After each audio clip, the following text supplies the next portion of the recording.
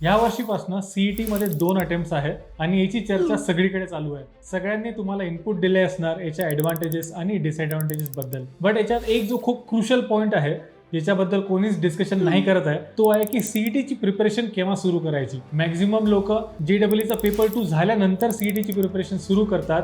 But unfortunately त्यांना जो प्रिपरेशनसाठी वेळ मिळते तो खूपच कमी असते. बरेच लोकांनी ऑलरेडी सीईटीची प्रिपरेशन सुरू केलेली आहे आणि मला वाटते ते खूप स्मार्ट लोक आहेत. त्यांनी सेल्फ अनालिसिस करून हे आयडेंटिफाय केलं आहे की मे बी जेडब्ल्यू मध्ये त्यांची प्रिपरेशन कमी आहे किंवा त्या लेवलची प्रिपरेशन त्यांची होऊ नाही शकत आणि त्याच्यामुळे त्यांनी त्यांचा फोकस टोटली सीईटी कडे डायव्हर्ट केलेला आहे. याच्यामुळे त्यांना ॲडव्हान्टेज हा होणार की सीईटी मध्ये ते एक्सेप्शनली चांगलं स्कोअर करणार जे मे बी बाकी लोक नाही करू शकणार जे दोन्ही एक्झामकडे प्रिपेअर करत आहेत. मी हे नाही म्हणत आहे की तुम्ही जेडब्ल्यू प्रिपेअर नका करू, बट सपोज तुमची प्रिपरेशन चांगली नाही आहे किंवा तुम्हाला वाटत आहे की एक्सपेक्टेड स्कोअर 95च्या वरचा मिळू नाही शकत जेडब्ल्यू मध्ये, तर दिस इज द टाइम. डिसेंबरमध्ये आता आपण आपलं फोकस एंटायरली सीईटीकडे शिफ्ट करू शकतो आणि सीईपी व्हीजीटी यासारख्या चांगल्या कॉलेजमध्ये ॲडमिशन मिळू शकतो. पिन कमेंट नक्की चेक करा, त्याच्यात तुम्हाला बरीच कामाची माहिती नक्की मिळेल. Thank you so much.